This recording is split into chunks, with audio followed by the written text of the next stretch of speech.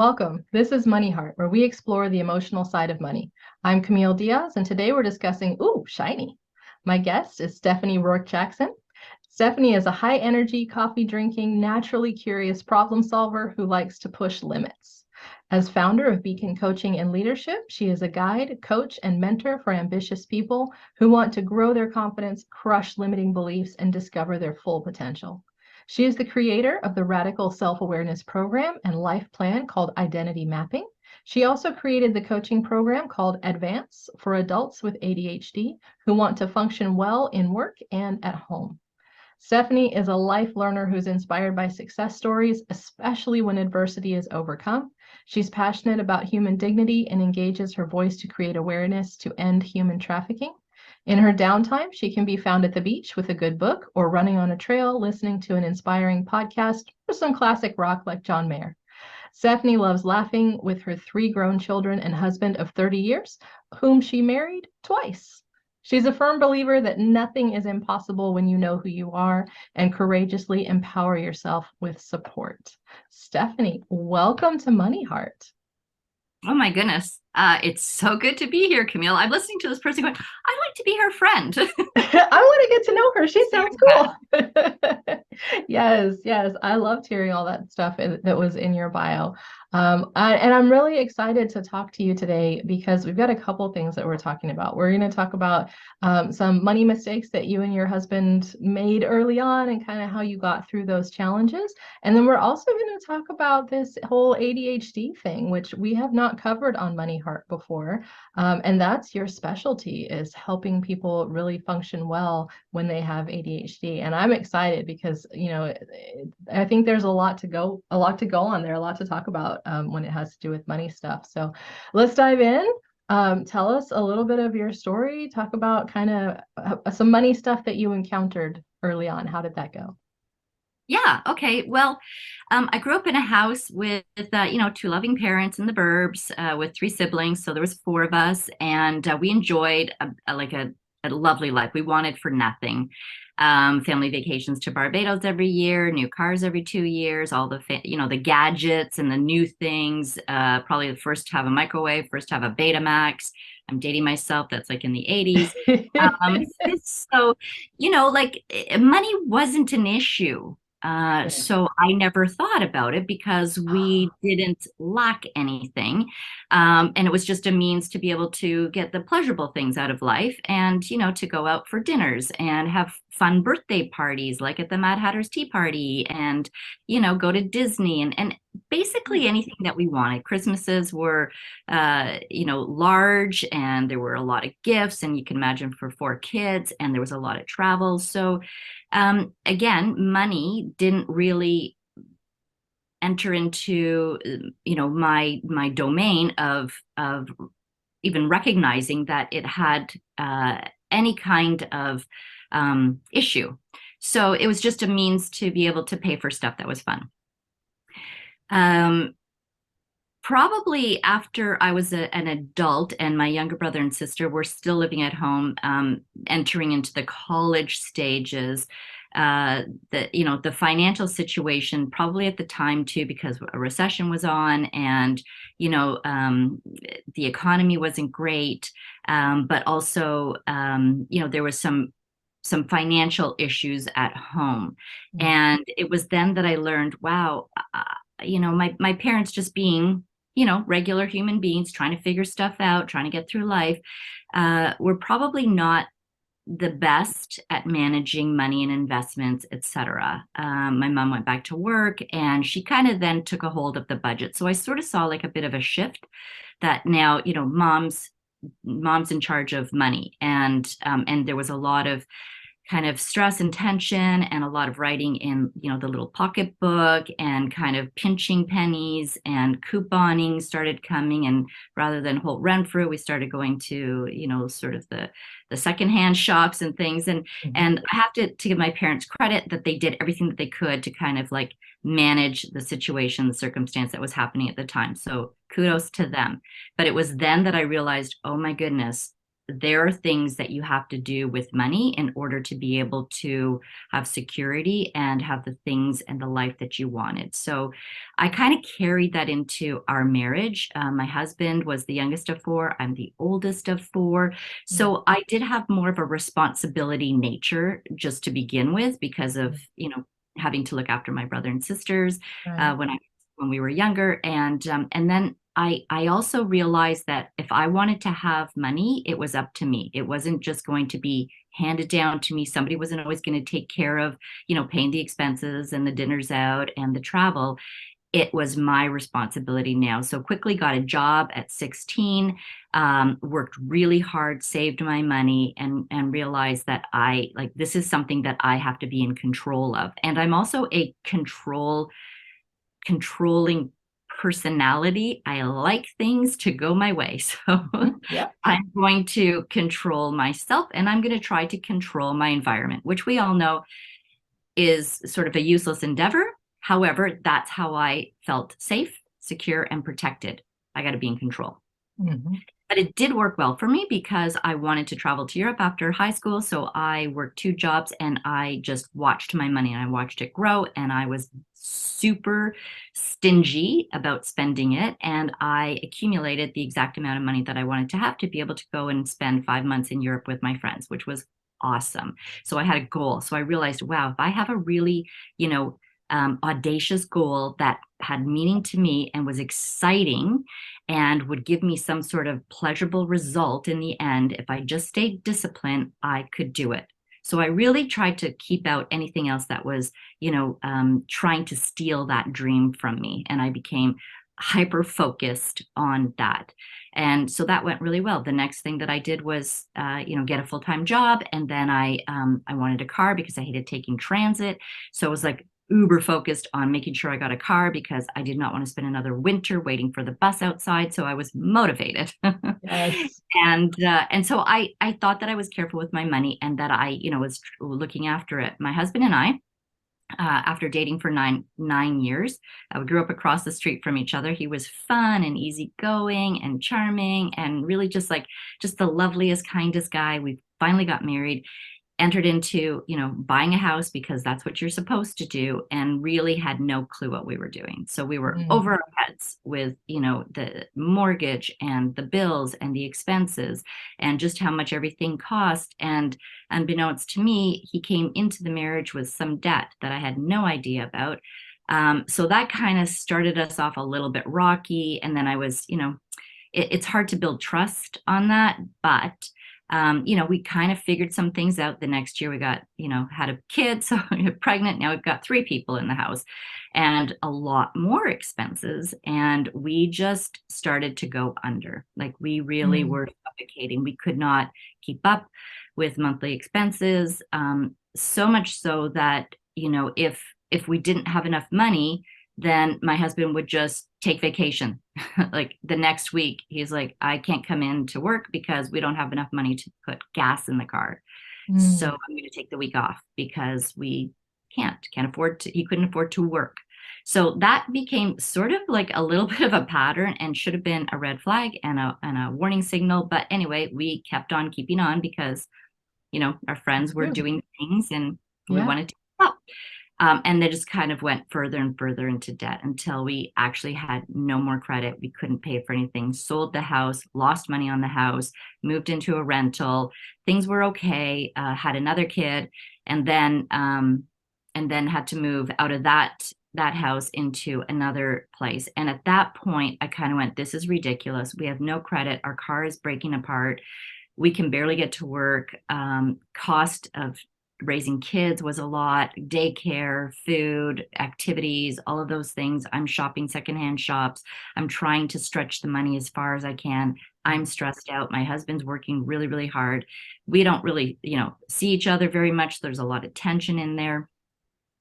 Finally, I just kind of went, that's enough. So I figured out a way. I'm very entrepreneurial. I figured out a way to like develop another business and just started saving that money. And I made a big, huge, like a whiteboard in the kitchen and just wrote the number at the top, which was around $40,000. And this is like 1998. So it's a while ago, but that was a lot of money for us. And we just kept chipping at it, right? Like we just, without actually even asking for help, which was a problem. Mhm.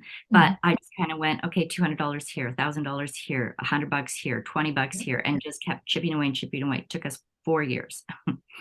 Which was it was very difficult and it was a hard struggle. So that's my money mentality. That's my relationship with money. That's the influence that it had kind of over us. And in that regard, it felt like money controlled us and it was Mhm. punishing. It wasn't something that, that would bring us life and enjoyment. It was just something to punish us with.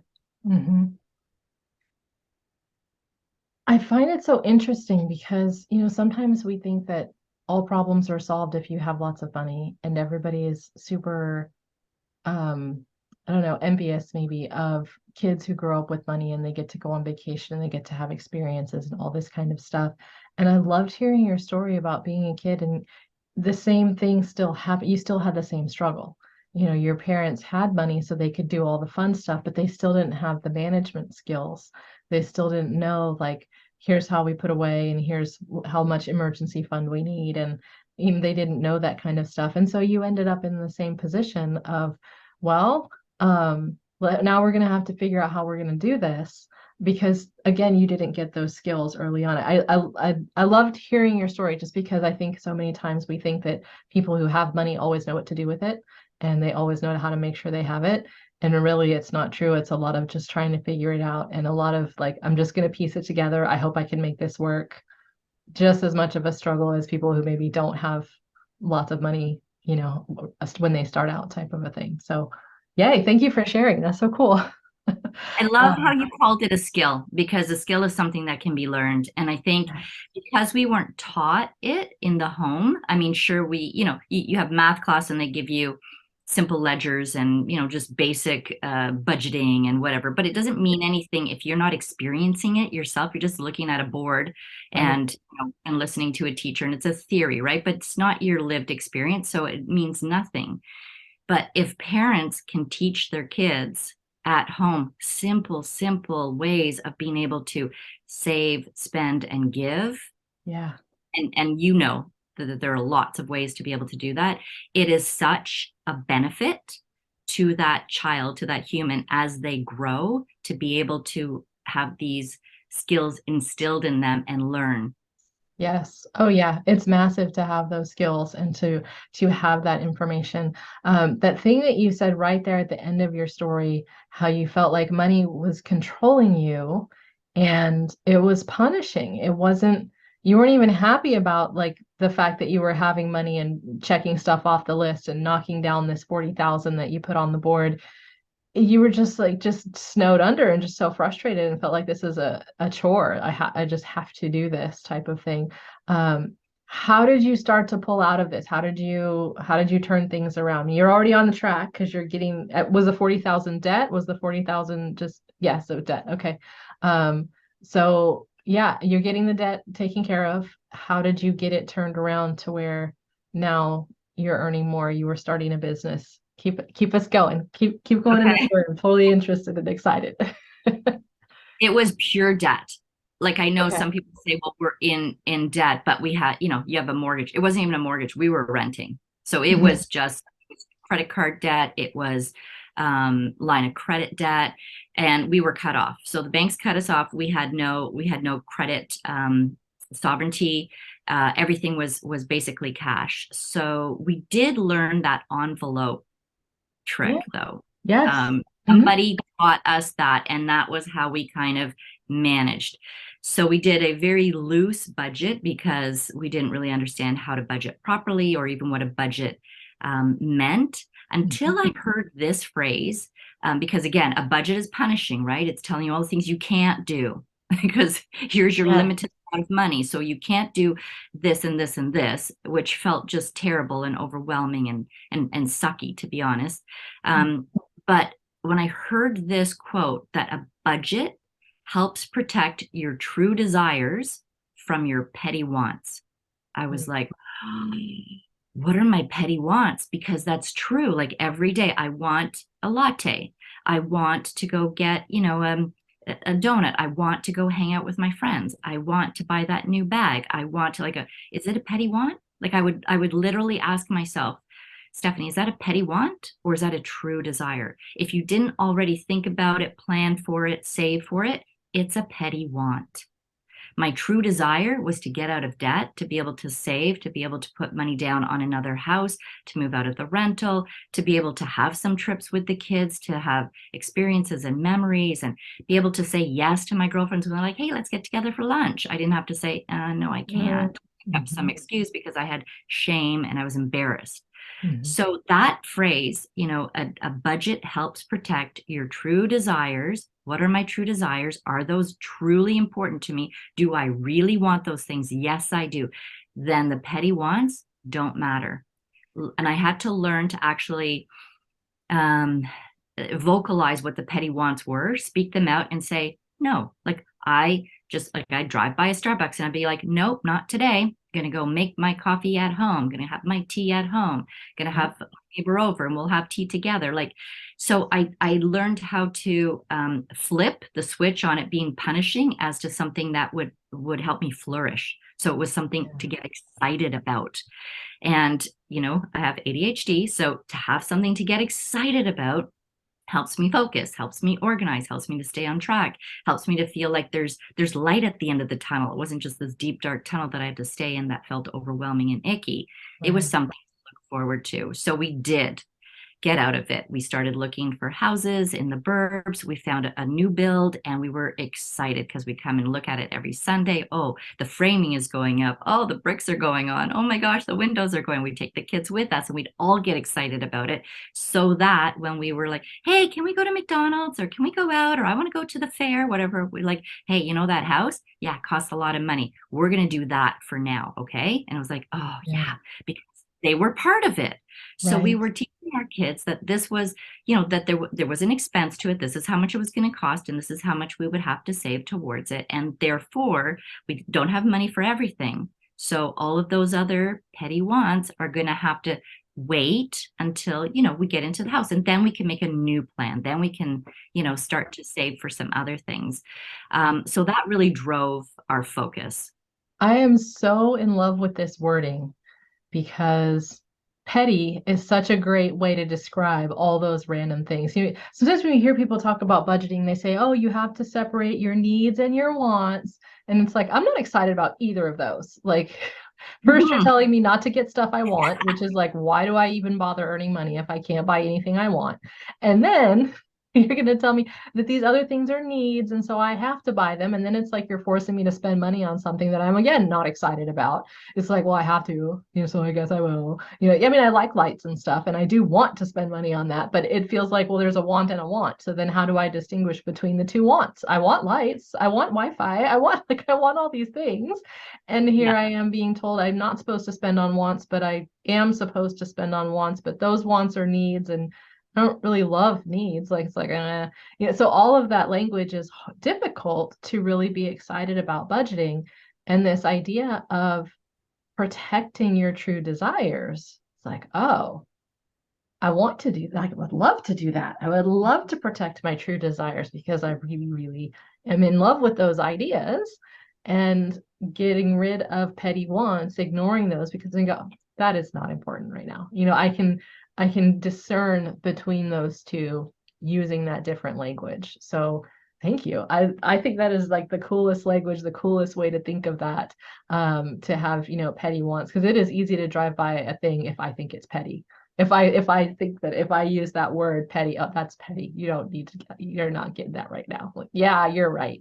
And remembering what the true desire is, it's like, oh, I'm saving up for this trip. Therefore, getting these, shoes that are on sale is kind of petty because I already have 5 pairs of shoes that do the same thing. They just look nice. Exactly. So, something else you Got said it. was getting the family invested. And I think that is a great point of, if you have kids, or even if it's just you and your significant other, making sure that you are both interested in that same thing and that you've made the true desire is a together true desire. And that way you can distinguish the petty wants. If we get off on that, where like misaligned, where, one person has a true desire, but they haven't remembered to share it with the rest of the family, or the parents truly desire the house, but they haven't shown the kids the new house the way you did, the way you brought them by and let them see it and look, it's being built, then the kids never understand why we can't have McDonald's every other day and why they can't have this new video game and why we're not doing, this other activity that we did before. And if spouses get into that, where they're not on the same page with the true desire, then one goes and spends all the money on something that they think is fun, and then the other one's really mad because they just spent the money for the important thing and it causes a big fight. So I Oh love my your goodness. point of getting the whole family invested, getting everybody who's going to be affected by the money decisions on board with the money goals, the money plan. So that's super helpful. You Yeah, mentioned your, hopes and dreams, right? Like you have to, yeah, and to your point, you have to communicate that. You have to be not afraid to share that. yes, And yes, it's possible that your significant other or family is not aligned with the things that you want, but it has to be a discussion, and then there has to be that respect of like, well, what is it that you want? Well, what is it that we want together, and what can we do yes, together? How can we be flexible in this? How can I let go of some of it, but then also like really firmly articulate, no, this is something that is valuable to me, and part of like kind of the essence and the identity of who I am, that I want that. So can we do my thing this year? Of course, it's always me first, and then your thing next year. right, right. So we're like, yeah, we're not disregarding, but we also don't want to create that tension of resentment and bitterness, and then closing everything off so that we don't talk openly Yeah, about hopes and our dreams and our fears, right? Like right. also like, well, what is it that that I'm fearful of? Like, what if we spend all the money or we don't spend all the money? And I think it's part of the behavior as well too, is that are you more of a spender? Are you more of a saver? Why do you feel like you need to hang on to your money? I Mhm. do remember that, when my husband and I were dating, I would be so, and I get this now, it was because of my familial disruption with like money, Yes. like, oh my gosh, no, there's not enough money. It's not there. And it Yeah, was never, that drastic change you went through. yeah, it was Yeah. never fully like um spoken, but it was felt, right? Like there was Mhm. this felt sense of like there's never enough money, there's never enough money, we're not going to make it, we're not going to make it, we're not going to make it. And I was like, oh, I absorbed that. So then when my husband and I were dating, or like early years of marriage, he would be quick to just slap down like a really hefty tip, and I was like, whoa, what are you doing that for? He goes, well, it was really good service and they don't make very much money. And like, oh, no, no, no, no, are you kidding me? Like, we're not doing that. And then we would actually have arguments over like $10. Yeah, But I was feeling like, oh, you can't leave that money. What if we need it? What if we don't have it? Like, who's going to help right. us? And and he's like, just be generous. Like, Mhm. just not worry about that right now. We have the money, so let's give the money. I'm like, okay, that was like a Yeah. different for me too. Yes. Yeah, that is a hard thing when two people in a relationship have very different money personalities, and his, style is not as saver oriented as yours, and maybe he's more spender, he's more loving to give, type of thing. And he feels like that's value, that's good. I want to share with people. And your style was I really need to save. I've got to have a cushion. I got to make sure there's enough Roll. to hold on to it. Yes, have control over everything that's happening. And so, yeah, it definitely does cause fights. And like you said, over small amounts that in the long run probably didn't matter that much. But it was the concept and the feeling behind it and where you were both coming from that made the big difference. So, you mentioned ADHD. Let's chat about that a little bit. How has that played into your money stuff? Like how and how is it? Yeah, just go. I'll give you a really short story behind the ADHD. Yeah. My son, our older son, was in grade 2. His teacher suggested that he might have a learning disability and it might be ADHD. Hmm. This was new to us. It was, early 2000s, maybe late 90s. And so we were just had never encountered what this even was. And learning disabilities, of course, we had heard of, but ADHD was like, he's not hyperactive. He doesn't throw things. He's not aggressive. Like, I don't Yeah. really think that's it. However, we're not going to hold him back. And if there's something that we can do to support him, of course we want to know. So we didn't want to be ignorant about it. So we did the testing. So he got tested, got the assessment. Yes, indeed, he does have ADHD, the inattentive kind, which was an explanation for why sometimes it was hard for him to focus, or he was a bit impulsive for certain things, or he'd hyper focus on things, he'd lose things, he was distracted easily. And so it was like, oh, great. Okay, well, here's some awareness. We now understand why, it's not just he just doesn't care, or Right. he's, just trying to be defiant. It wasn't that at all. So going through and getting that assessment done, and then he had an IEP, which, in Canada and Ontario, it's an individual education plan for Yeah. support through the school with the Yeah. We teacher. have that in the US too. Same thing. Yeah. Awesome. So awesome. We're on board with that. What should we do at home to help him? What kind of strategies? How can we assist him for his success at school academically?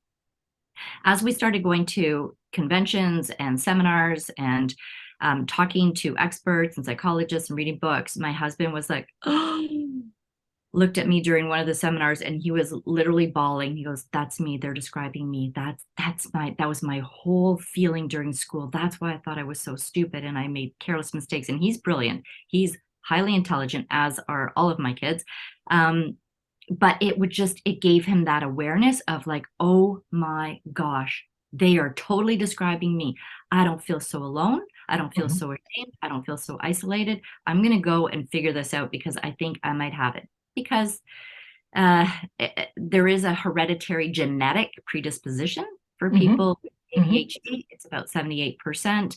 And so he went and did all the things to, get diagnosed as well. And so I was like, okay, well, now we know where it came from. Yeah. And then our daughter was diagnosed just as she was finishing high school. And this is what happens typically with women too, or girls, because they tend to be a little more social and they're a little bit more talkative, and they can kind of handle a lot of different things at the same time. They manage to sort of get through school. I say get through because usually there's the cramming the night before for the testing, like, I got an 80, but then you forget everything because all you've done is cram, right? Like that becomes your skill, is like cramming the night before, remember Right. it all, and lose it because you're Yeah. not really learning, because your brain can't hold it. Yeah. So she was overwhelmed, was just falling behind, missing classes, and the subjects that she really loved, like drama and art and creative writing, like she was not showing up for it. Stuff was at the bottom of the bag, and I was like, what is going on? So we had her assessed privately, and yes, indeed, she had ADHD. And so with that, she got the support that she needed to be able to make decisions for future school, for college, and then for later on in life. Then our youngest son was also diagnosed, like grade 2. And I was like, of course, of course. And then I finally came out of denial, recognizing that a lot of the symptoms, a lot of the key symptoms and how ADHD presents, I couldn't deny it anymore, that those were actually affecting me. I would push them down. I found other coping mechanisms and strategies, because even though I understood so much about it and had lived experience with my kids and my husband for 20 years, I didn't want to identify with it. And so, I kept that kind of hidden. And then I couldn't keep up anymore. I found myself missing deadlines, handing in poor work, being late a lot, feeling overwhelmed. Was it hormones? Was it menopause? Was it like, what is going on here? There was more increased anxiety. My confidence was seeming to fall down. So I finally got diagnosed at 52 years old, and yes. So now I know, and I'm like, well, you know what? I know what it is. There's awareness around it. There's plenty of support and strategies to help me. Why do I have to feel like I need to stay isolated and kind of hidden with this, learning difference, really, which is what it is. It's just brain just learns differently and filters differently and regulates differently, but it has absolutely nothing to do with your brilliance, with your intelligence, with your creativity, with the way that you can live in the world. However, I did need to have strategies to support me and to help me. Yeah. And then with that, as a life and leadership coach, with my own training, Mhm. I'm trained through Coactive, so CTI, and also I'm an IPSAT certified coach, which is identity profile self-assessment tool. It's online, and I've been coaching for several years at that point, and I just kind of went, you know what, I'm going to use this coaching methodology that works for humans, who want to understand themselves, understand how they think, how they're motivated, what their desires are, what their fears are, and what they really want out of life to be able to accomplish those goals. I'm going to really make it niche for adults with ADHD, because several of my clients that I was working with, halfway through the program, I would just ask them, do you have ADHD? Or have you ever been diagnosed with ADHD? And especially the women, they're like, you know what? Like women who are, 35 plus, that's really interesting that you would say that, because I just started reading articles about it, or my doctor just suggested, or somebody else said to me, you should really get that looked into. And once you know, it's like the pressure is lifted. You don't feel so weird or awkward or alone or stupid, or, you can let go of some of those labels that you put on yourself, and then just determine, I'm going to get to work and understand this. And I'm going to see what's available to me so that I can live a life that feels functionally whole Mhm. and healthy. And I know now that I have other tools that I can use that are going to equip me and empower me properly, because it's a brain, it's a neuro developmental Mhm.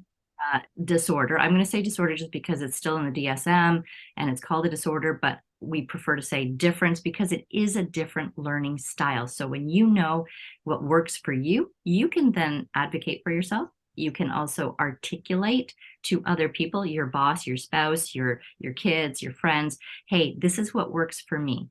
I learn best by listening and then having a short summary, or by experiencing it. Show me how to do it, then I'm going to do it. Then you can tell me, how I can do it better. The learning style is going to be different. And if we just stand there and sit back and feel like I got to just try harder, I just got to focus harder, Mm.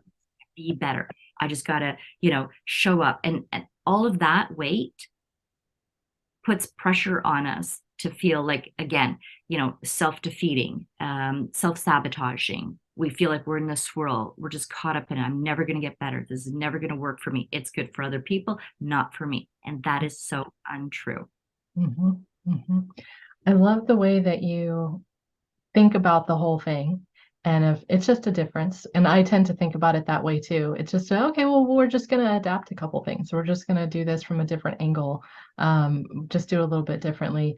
And I especially love your point of women maybe not noticing this earlier because they are so good at coping and so good at relationships most of the time. Not every woman, of course, but that it doesn't present the same way.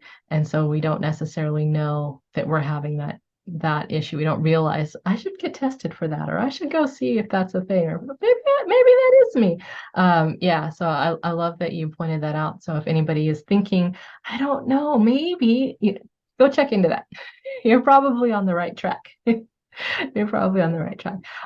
Would you be willing to share one or two of those tips that you help teach your clients, like something small that if someone's listening to this and they're like, I think that's me, I'm gonna go check it out, and something they could try to see if it helps them um, be more productive or be less stressed, or something along those lines. Yeah, I think first you just have to get honest and say, this list of typical symptoms, do I struggle with them? Yeah. uh, Inability to focus, distractibility, impulsivity, time management or time blindness, disorganization, starting lots of tasks or starting lots of projects or having lots of ideas but not completing them. Like you've got things that are just sitting around forever. Like, am I ever going to get to this? Or there's a difficulty in actually starting something because it feels like you don't have all the right tools. I haven't Mm. learned thing. What if I fail? What if people laugh at me? I don't think that I'm smart enough for this. So then you get held back and procrastinate. Procrastination is a high level of it's just one of the highest symptoms. So if you notice yourself procrastinating often, Mhm. you might want to check that out. The other thing is emotional regulation. So people with ADHD have something called RSD, which is rejection sensitive dysphoria, and tend to take on rejection explosively and almost more like it's magnified. There's Mhm. a higher level of emotional for things that typically are small or rationally can explain and or they are difficult and they're really hard, but you don't hang on to it for so long. People with ADHD do that because the way that the brain is has developed or works. There's no filter, so all the emotion comes flooding through the thalamus, the part of your brain in the middle, doesn't allow for holding it back and saying, hey, you know what, we don't need to focus on this right now, or that emotion, you can set it aside for now, let's just continue doing this work and then we can think about that later. Because all of the executive functioning is in the frontal lobe. This is where we can do planning and organizing and think through the consequences and be able to rationally equip ourselves or hold back.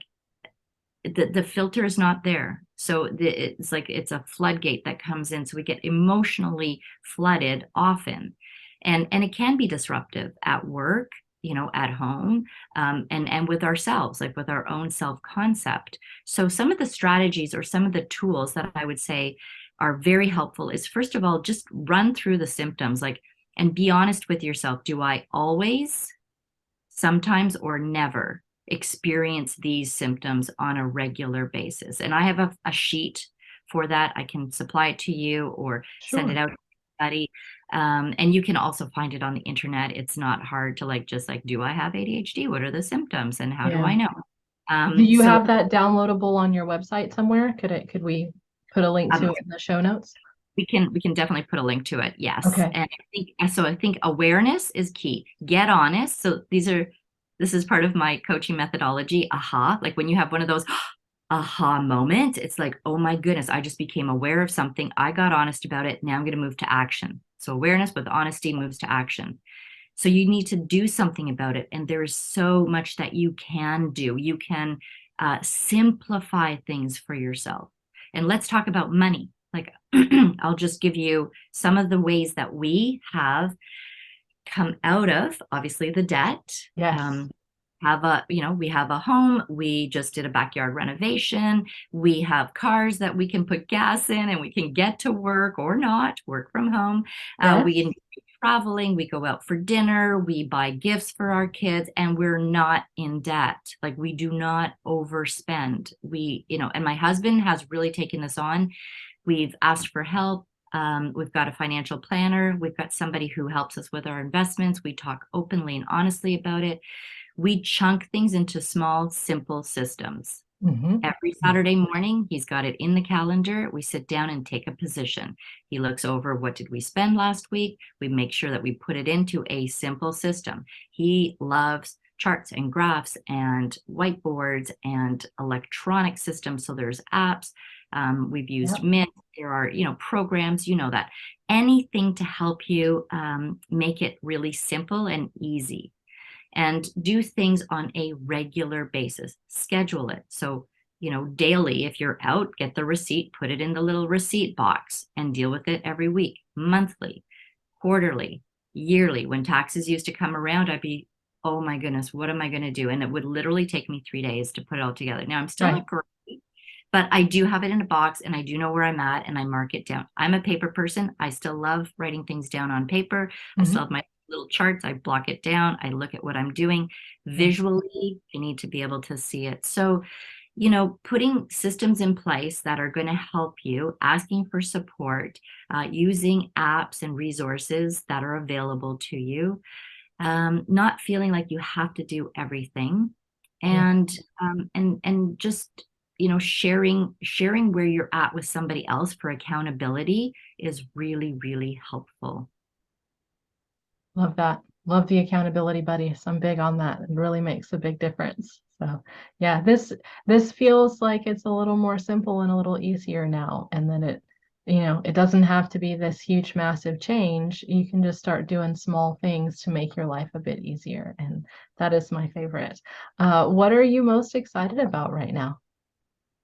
I am really excited about taking my advanced coaching program, which currently is one-to-one, and I still have that because some people just love, the one-to-one full-time, like just have me as their coach, and we work through the symptoms, the situations, and strategies to help them as well, because not everybody with ADHD is the same kind of person. It's not like we're not, robotic ADHDers. Everybody's the same. We all have identities. So I also help my clients understand, their shine qualities. What's really unique about them? What do they contribute really well? What do they want out of the world? And then help them to go towards those goals and put really simple habits and systems in place to help them. So that's what I'm currently doing, is a one-to-one program, and I'm just launching it as a group online weekly program. So it's a 6-week program. It's at lunchtime because everybody has to take a lunch. And if you don't take a lunch, which ADHDers sometimes don't, we can just get so hyper focused on things or forget, and we go the entire day without eating, and Yes. then exhausted and then edgy and wonder why. Right. So Yeah. it's at lunchtime. It's at lunchtime. I've just started it now in the fall, and I'm going to do it as a program. So we will start back at the end of January and do another 6-week program. Again, you'll find out that information on my Instagram or through my website or through LinkedIn. And so I'm excited about that. I think this will help a lot more people, and it will also be more cost effective. Yes. I love that. Thank you so much. This has been amazing. What wonderful information you shared with us today. Uh, Yeah, if you want to get in touch with Stephanie, you can go to those 3 places she just mentioned. We'll, of course, have them linked in the show notes. It's her website, beaconcoaching.ca. Her Instagram is at beacon_coachingca. And her LinkedIn, just look for Stephanie Rourke Jackson. And so we'll make sure all those links are in the show notes and super easy for you to find. Thank you as well to all of our listeners and viewers. I'm your host, Camille Diaz. I'm a business optimization coach, financial educator, author, and speaker. You can contact me and find out what I'm up to through my website, CamilleDiaz.com, and follow me on social media at Cam Unfiltered. Be sure to follow Money Heart Show at Money Heart Show, and our website is MoneyHeartShow.com. Stephanie, would you like to share today's money mantra? I would love to. Be generous in giving. It'll always come back to you. I love that. Thank you.